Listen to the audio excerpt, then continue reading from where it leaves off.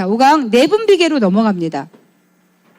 자, 인체는 뇌에서 이제 두 가지를 통해서 인체를 갖다가 이제 전체 통제를 한다겠어요. 한 가지는 신경을 통해서, 또 한 가지는 호르몬을 통해서 이제 우리를 통제하고 있습니다. 자, 그러면 이제 신경계는 봤고요. 신경과 연결돼서 우리 근골격까지 같이 봤고요. 이제 내분비계 호르몬을 통해서 어떻게 우리가 사람들이 이어서 살아가고 있는지에 대한 걸 같이 볼게요.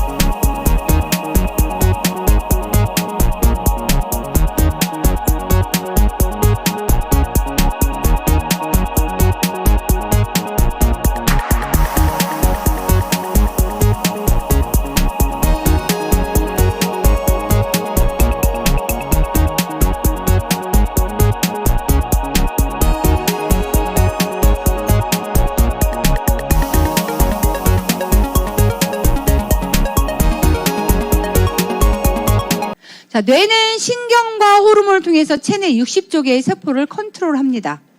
그쵸? 예, 60쪽에 세포 하나하나는 유전자 정보 DNA를 통해서 자기가 가지고 있는 유지하고 있고요. 그리고 인체 중앙통제부에서는 신경과 호르몬을 통해서 우리를 관장을 하고 있습니다. 신경계는요, 전기적인 신호 전달을 시켰어요. 근육세포나 신경세포나 내분비 세포 조절을 시켜준다고 했죠. 자, 내분비계는 호르몬 분비를 통해서 혈관에 흐르다가 표적세포의 수용체와 결합해서 조절합니다.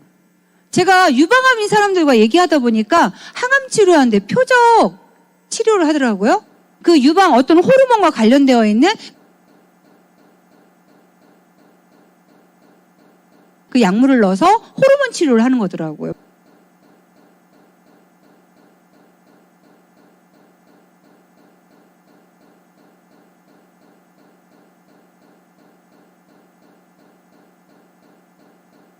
표적 세포라고 얘기하더라고요. 그래서 그 정확한 세포에 가서 역할을 할 수 있게 해주는 거더라고요. 그래서 표적 세포의 수용체와 결합해서 조절을 합니다.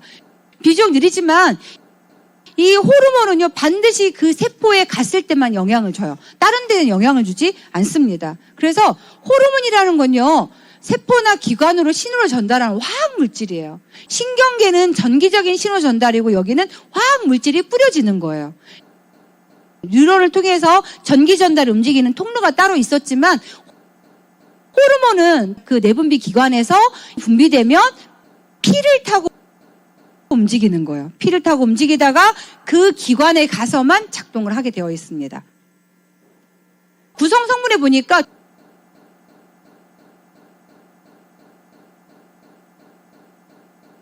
대부분의 호르몬의 원료는 단백질입니다. 그런데 아까 우리 영양소에서 스테로이드계 있었습니다. 그래서 생식샘이나 부신피질에서 만들어진 스테로이드가 호르몬에서 역할을 합니다. 스테로이드계 호르몬이 성호르몬, 부신 호르몬이 있습니다. 저는 호르몬은 다 단백질로 만들어준 줄 알았더니 이렇게 두 가지가 나눠져 있더라고요. 부신피질 호르몬 같은 경우는 부신에 생성되고요. 부신은 어디 있어요? 신장에 깔때기 모양의 모자처럼 써있는 게 부신이라고 얘기합니다. 성호르몬이 또 생식샘이나 태반에 생성이 되고 있습니다. 그래서 이제 인체 분비샘을 보면 우리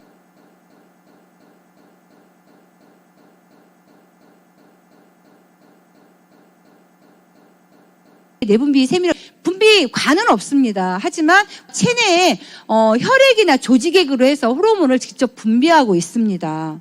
그리고요, 외분비샘이 있죠. 그래서 우리 침이나 눈물이나 땀이나 외부로 해서 내보내는 장액 같은 걸 우리는 외분비샘이라고 얘기하고요. 자, 그래서 이 호르몬은요, 내분비샘에서 생산을 합니다. 그래서 혈액을 통해서 이동하고 있고요. 그래서 이 혈액의 구성물질에 호르몬이 있습니다. 표적 세포나 표적 기관에만 작용을 합니다. 그 기관에 도달하기 전까지는 작동하지 않습니다. 그렇죠? 자, 그리고 매우 적은 양이고요. 평생 동안 써야 될 호르몬은 한정되어 있답니다. 자, 그래서 우리가 아이들 성장시킬 때 성장 호르몬 같은 거 맞는다고 그러잖아요. 그게 얼마나 무서운 일일까요? 정말 평생 써야 되는 나오는 양이 티스푼으로 한 스푼 될까 말까 한다고 얘기하거든요. 그런데 그것들이 만약에 필요 없는 건 물론 간에서 다 파괴가 됩니다. 필요한 만큼 사용되고 돌아가서 간에서 파괴가 되는데 이게 파괴가 안 될 수도 있다는 거예요. 그렇죠? 그거를 만약에 인위적으로 넣어줬다가 나중에 그 아이가 나중에 어떤 일이 벌어질지 모르거든요. 되게 호르몬요법은 정말 제2의 질병을 만들게 되는 되게 분비량이 필요하다 보면 많으면 과다증이 있고요. 결핍증이 나타나므로 적정량이 필요합니다. 이 호르몬은 성 유지에 굉장히 중요한 역할을 합니다.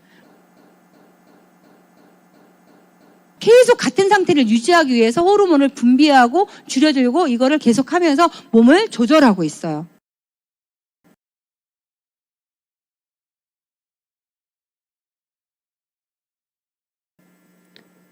자, 그러면 내분비 샘을 보니까요. 이 대뇌에서 보니까 그 속에 이 간내 있죠. 이곳에 시상과 시상하부가 있다. 자, 그래서 뇌하수체 또 있고요.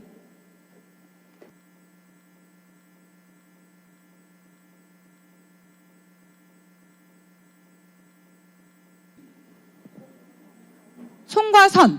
그쵸? 손과 선이라고 얘기하는 곳에는요. 시상하부에 위치하고 작은 내분비 기관입니다. 여기 지금 솔방울샘이라고 표현되어 있죠. 여기에. 그쵸? 네. 송과선, 송과샘, 송과채, 솔방울샘 다 똑같은 말이에요. 자, 이곳에서 멜라토닌 호르몬을 분비합니다. 멜라토닌과 세로토닌은 빛에 의해서 조절된다고 했거든요. 아이들이 성장하고 싶다고 생각하면 정말 빛을 차단시켜주고 푹 재우라 하는 말이 이것 때문에 얘기하는 거죠. 그리고 이제 뇌하수체가 있습니다. 이게 전체표가 있는데 페이지를 먼저 보면 좋을 것 같아요. 자, 몸에서 호르몬을 분비하는 데가 있습니다. 자, 머리에서부터 볼게요. 자, 시상 하부에 뇌하수체가 있다고 했죠? 자, 조금 내려오니까 뭐가 있어요? 목에 갑상샘이 있죠. 갑상선, 갑상샘 같은 말이에요. 자, 조금 내려오니까 소화기에서 봤던 이자라는 게 있었죠. 이자에서 인슐린과 글루카곤이 나왔죠. 자, 그리고 이 뒤에 신장이 있습니다. 신장 위에 부신이라는 게 있죠. 여기 깔때기 모양처럼 꽃갈콘 모자가 있습니다. 그걸 우린 부신이라고 하는데 부신에서 또 호르몬이 나오고요. 저 내려와서 보니까 여자는 난소라는 행식샘이 있고 남자는 정소라는 행식샘이 있습니다. 자, 그럼 뇌하수체를 봤을 때 이 정말 중요한 호르몬 세 가지를 직접 여기서 생성한다고 했어요. 뇌에서 호르몬까지 다 생성하면요, 뇌가 더 커져야 된대요. 그래서 아주 핵심적인 것만 뇌에서 직접 생산을 하고 나머지는 다 자극 호르몬을 보내고 있어요. 직접 이 내분비에 가서 야, 갑상샘아 호르몬을 내보내라고 자극을 해준다고 얘기하는 거죠. 자, 그런데요, 직접 생산하는 게 뭐냐면 성장 호르몬이라고 얘기해요. 생장 호르몬을 직접 분비하고 있고요. 자궁 수축해주는 옥시토신이라는 걸 했고요. 이제 수분량을 지금 조절하고 있는 항이뇨 호르몬을 여기서 직접 생성을 합니다. 자, 나머지는 자극 호르몬이에요. 갑상샘 자극 호르몬, 부신 거칠 자극 호르몬, 여포 자극 호르몬, 황체 형성 호르몬, 전 분비 자극 호르몬이 여기 뇌하수체에서 같이 나오고 있어요. 자, 그러면은 이게 내려와서 갑상샘에서 어떤 일이 벌어져요? 뇌하수체에서 호르몬의 분비를 자극을 해주면 갑상샘 호르몬, 티록신 호르몬을 갑상샘에서 이것을 분비를 합니다. 자, 그리고 부갑상샘이 있죠? 자, 그곳에 파라토르몬이라는 호르몬을 또 만들어주고요. 신장 위에, 자, 부신으로 내려와서 질에서는요,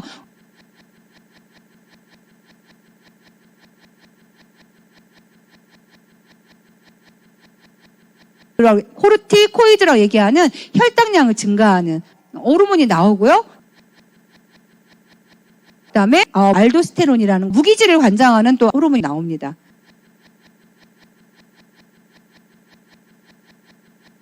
자, 그리고 속질에서는요, 아드레날린 많이 들어보셨죠?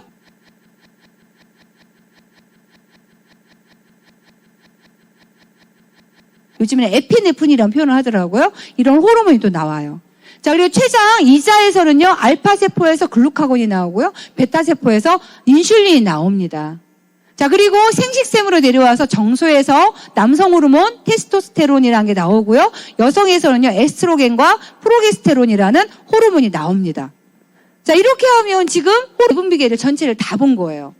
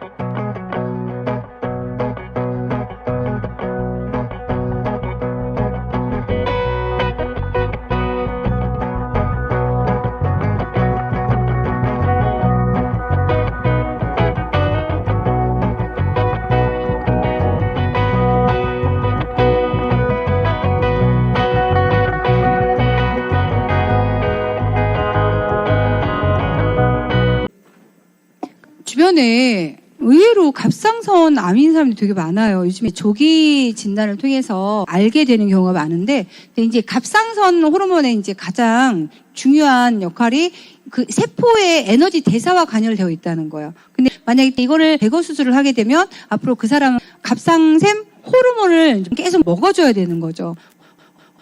세포의 에너지 대사와 굉장히 연결이 많이 됐다고 얘기했습니다. 여기에서 인체 대사 조절, 체온 조절을 한다고 했어요. 그래서 저하인 사람들은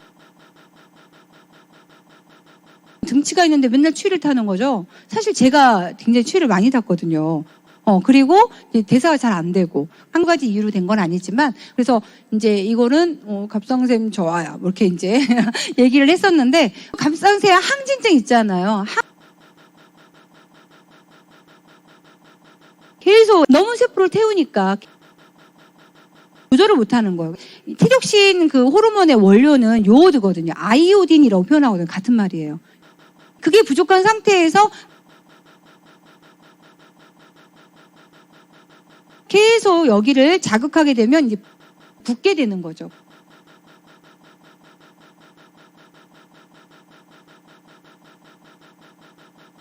그래서 이만큼 혹이 있는 사람들 있잖아요. 그런 사람들은 요오드의 부족입니다. 그래서 그런 분들한테 요오드를 해주면 이 부은 혹이 줄어들더라고요.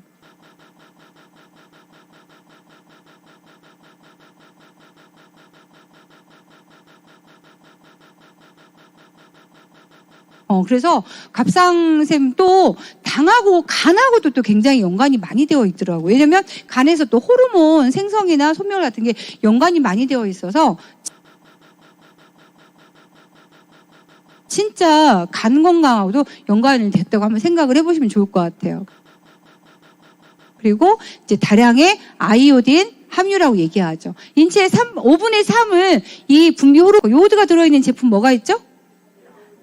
더블엑스 드시면 그렇게 치명적인 상황은 만들지 않습니다. 자, 갑상선 호르몬은 3가지인데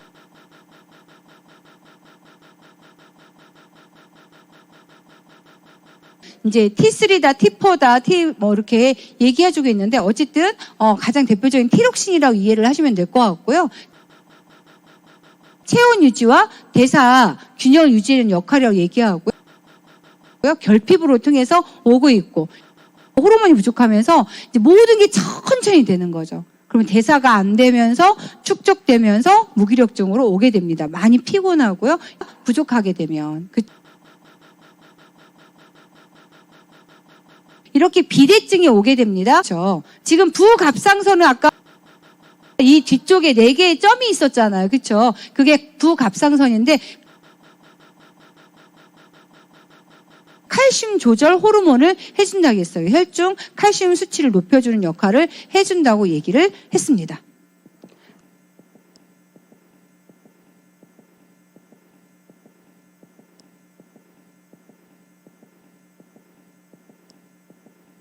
부신 수질에서 호르몬이 아드레날린, 에피네프린 똑같은 말이죠.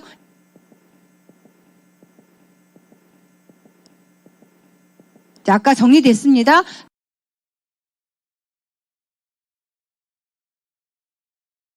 호르몬의 굉장히 중요한 역할이 체내의 환경이 변하더라도 몸의 상태를 일정하게 유지하려는 우리 몸을 보호하기 위한 장치인 거죠. 그래서 혈당이라든지 체온이라든지 그리고 삼투압 조절을 합니다. 자, 이 조절 중추는 간내 시상 하부에서 조절을 해주는 거고요. 이곳에서 나와서 이 호르몬들이 역할을 한다겠어요. 자, 항상성의 유지에 중요한 역할은 신경계와 호르몬 협조의 조절을 따라서 작동을 하게 됩니다. 피드백의 원리라고 얘기해 주는데요. 지금 음성 피드백이라고 얘기하는 건요. 호르몬이 필요한 것보다 많으면 억제돼서 일정 수준을 유지하는 거고, 양성 피드백은요. 너무 적으면 다시 활성화시켜서 이걸 만들어주는 거죠. 예를 들어서 갑상샘 호르몬, 티록신 호르몬 분비량 조절 과정을 보면요. 티록신이 높다는 건 에너지 대사를 활발하게 시키는 거잖아요. 너무 항진되면 안 되니까 티록신이 과잉입니다. 과잉이었을 때. 자, 그럼 간내 시상하부로 가서 방출인자 분비 억제를 시켜줍니다. 자, 그러면서 뇌하수체에서 뭐를 해요? 갑상샘 자극 호르몬에서 분비를 억제시켜주는 거죠. 자, 그래서 분비량이 줄어들겠죠?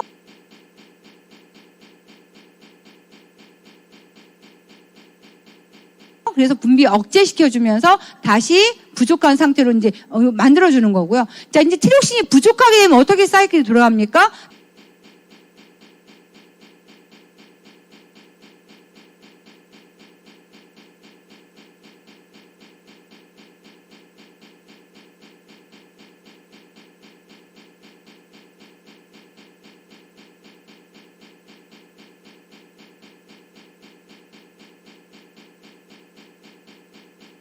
자, 그래서 항상 항상성을 유지하기 위해서 다시 조절하는 과정을 거치고 있어요. 그 원리가 피드백의 원리다라고 이해하시면 되겠습니다.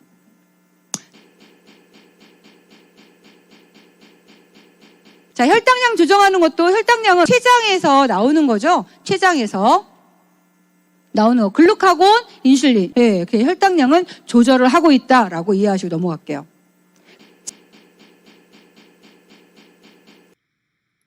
이제 혈당량 조절을 볼게요. 혈당량 조절도 조절의 최고 중추는 간내 시상하부가 됩니다.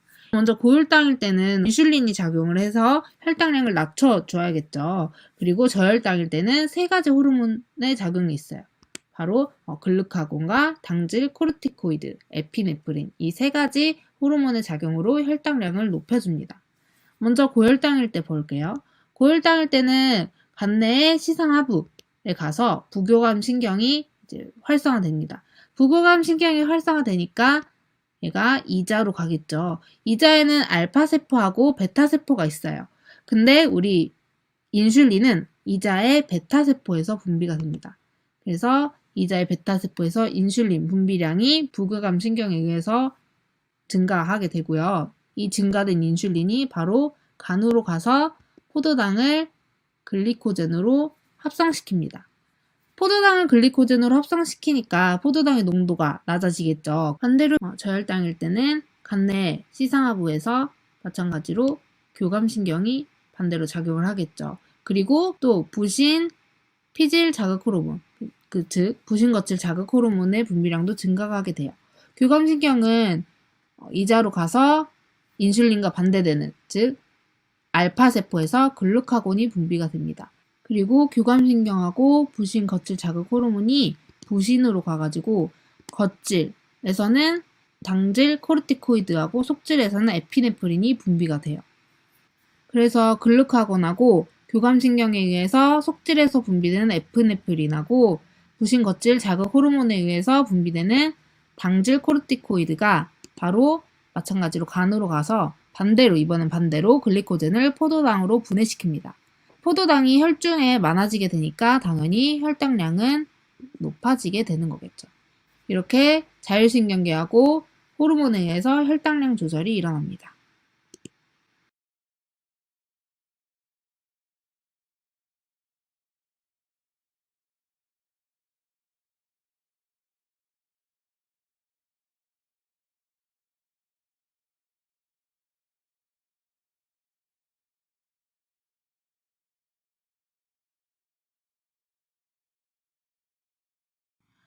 먼저 체온 조절부터 살펴볼게요. 추울 때 살펴보겠습니다. 추울 때는 우리가 추우니까 몸의 열 발생량, 몸 안에서 열 발생량을 증가시키고 오히려 열 발산량, 그러니까 피부 표면에서 빠져나가는 열의 발산량은 감소시켜야 돼요. 더울 때는 우리 몸속에서 발생되는 열을 줄이고 열을 감소시키고 체표면, 우리 피부를 통해서 빠져나가는 열 발산량은 증가시켜야겠죠. 먼저 추울 때 보면 저온 자극이 감각기를 통해서 춥다라고 이제 들어오겠죠. 그러면 최고 조절 중추인 간내 시상하부로 갑니다. 간내 시상하부로 가면 얘에서 TRH 분비량을 증가시키고요. TRH 분비량이 증가되니까 뇌하수체 전엽에서 TSH 분비량이 증가되겠죠. TSH 분비량이 증가하니까 TSH가 갑상샘으로 가서 티록신의 분비를 증가시키겠죠. 티록신은 우리 몸속에서 하면 물질 대사, 즉 호흡을 촉진시켜요. 그래서 우리가 에너지를 계속 생성하면서 열 발생량을 증가시킵니다. 그리고 또 저온 자극이 주어지면 시상하부에서 CRH 분비량이 증가하게 됩니다. CRH 분비량이 증가하니까 ACTH, 즉 부신 거칠 자극 호르몬의 분비량도 증가하게 되겠죠. 그래서 얘가 부신으로 가가지고 부신 거칠에서 당질 코르티코이드 분비량을 증가시킵니다. 당질 코르티코이드는 혈당량을 증가시켜요. 시상하부가 교감신경을 통해서 부신, 이번엔 속질을 자극을 해요. 부신 속질에서는 에피네프린이 분비가 됩니다. 이 당질 코르티코이드하고 에피네프린은 우리 몸속에서 혈당량을 증가시키고 물질 대사, 즉 호흡을 촉진시키고 그리고 혈관하고 잇모근을 수축시켜요. 혈관을 수축시키면 피부 밑으로 흐르는 혈관을 축소시키니까 피부 밑에 흐르는 혈액량이 감소하게 되겠죠. 그래서 열 발생량을 감소시켜요. 잇모근도 마찬가지로 수축시키는데 잇모근은 이제 우리 털을 세우는 그런 근육이에요. 이 잇모근을 수축시키면 눕혀있던 털이 이렇게 위로 올라서게 되는데 털이 쓴 공간만큼 공기층을 형성해서 열 발산량을 열이 빠져나가는 것을 방지를 합니다. 그래서 티록신하고 당질 코르티코이드, 에피네프린은 물질대사 호흡을 촉진시키거나 혈관, 잇모근을 수축시켜서 열 발생량을 증가시키고 열 발산량은 감소시킵니다. 그리고 또 교감신경은 피하를 수축시키고 잇모근 수축 이렇게 마찬가지로 역할을 해서 땀 분비도 감소시켜요. 땀 분비를 감소시키니까 열 발산량도 마찬가지로 감소가 되겠죠. 그러면 우리 더울 때는 어떻게 할까요? 더울 때는 추울 때랑 반대로 작용을 하겠죠. 자, 체액 농도 조절은 어디서 하냐면 신장에서 합니다. 자, 물을 마십니다. 자, 농도가 낮습니다. 시상하부에서 지금 인지가 됐습니다. 뇌하수체에서 넘어가서 뭐라고 해요?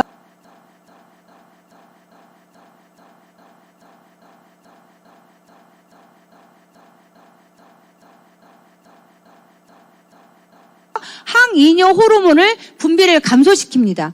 자, 항이뇨라는 것은 오줌 마려운 걸 마렵지 않게 하는 거죠. 오줌 마렵지 않다는 건 수분을 하고 있다는 걸 의미하는 거잖아요. 그쵸?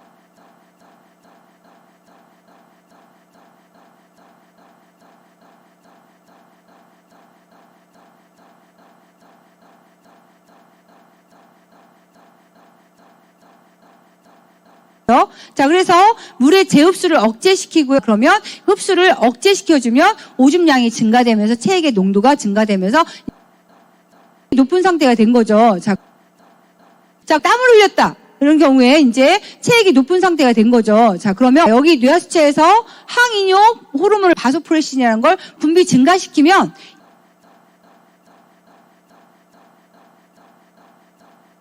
재흡수를 촉진시켜줍니다. 재흡수를 촉진시켜준다는 다시 오줌의 양이 감소되는 거고 오줌의 양이 감소된다는 걸 보유하고 있는 게 맞는 거죠.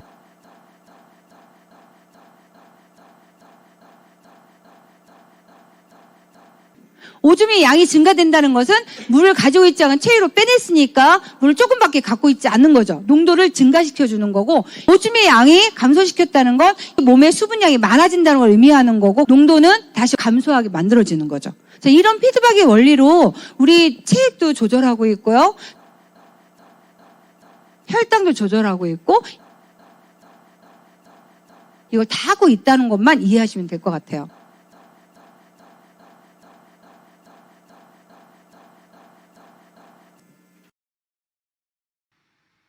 그 다음 삼투압 조절을 한번 볼게요.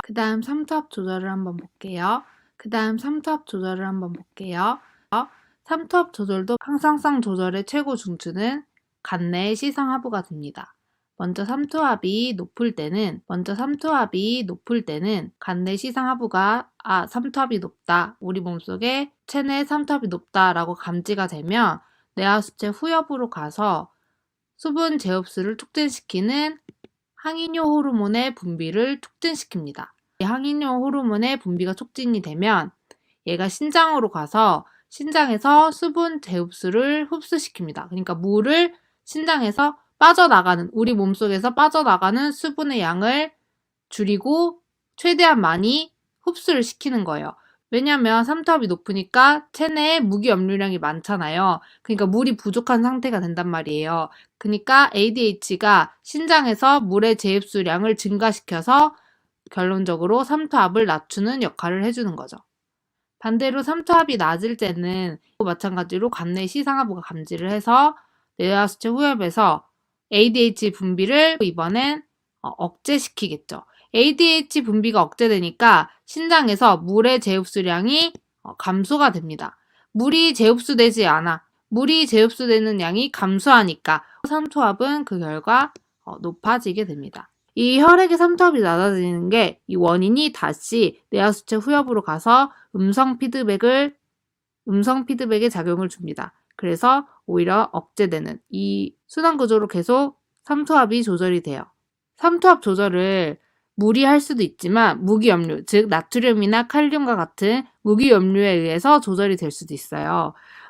그리고 나트륨에 의해서도 삼투압 조절이 되는데 혈액 속의 나트륨 양이 굉장히 적어지게 되면 부신 겉질을 자극하게 되고 부신 겉질에서는 우리 알도스테론의 분비가 증가합니다. 알도스테론은 나트륨의 재흡수를 촉진시키는 역할을 했어요. 그러니까 혈액의 나트륨 양이 굉장히 적을 때는 알도스테론 분비가 증가하면서 신장에서 나트륨의 재흡수를 촉진시킵니다. 우리 체액의 나트륨 양을 증가시켜주는 거예요. 혈액의 나트륨 양이 많아지면 이게 바로 다시 음성 피드백에 작용을 해서 억제시킵니다. 이렇게 알도스테론이 혈액의 나트륨 양에 따라서 분비량이 증가되기도 하고 감소돼서 삼투압 조절에 영향을 끼쳐요. 자, 그럼 건강한 생활습관 영양소 뭘까요? 호르몬의 주 성분은 단백질입니다. 그리고 이제 체온 조절의 건강에서 아이오딘을 충분하게 제공하면 좋겠다. 혈당의 조절 건강은 췌장의 건강이었었어요. 지금 더블엑스에서 췌장에서 수용체 민감성 촉진해주는 크롬과 아연이 들어있습니다. 혈액 속에 있는 혈당을 가져가서 간으로 보내거나 아니면 세포로 넣어주는 역할을 해서 이 혈액 속에 있는 혈당량을 내리게 해주는 역할을 하게 됩니다. 자, 그리고 식이섬유가 당의 흡수를 늦춰준다고 얘기하죠. 천천히. 그래서 췌장 건강에 도움이 되고요. 피를 깨끗하게 해주는 오메가3를 먹으면 도움이 될 것 같고요. 자, 체액의 농도 조절해주는 거, 여기서 콩팥 건강인 건데 물과 함께 오메가3, 칼슘, 무기질. 신장은요, 무기질 영양소라고 했었잖아요. 무기질 섭취해주면 신장 건강 또 도와줄 수 있습니다.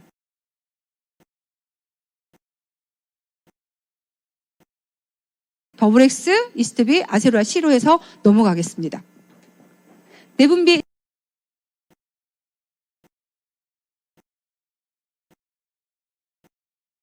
신경은 전기적인 신호고, 그 다음에 호르몬 화학적 신호고, 예, 그리고 신경계에서는 뉴런을 통해서 전달이 되고, 그 다음에 호르몬은 피를 통해서 전달되는데 이것은 반드시 표적 기관이나 표적 세포에 가서만 움직입니다라고 얘기했죠. 이거를 분비하는 기관이 뇌하수체, 갑상샘, 이자, 부신, 그 다음에 생식샘.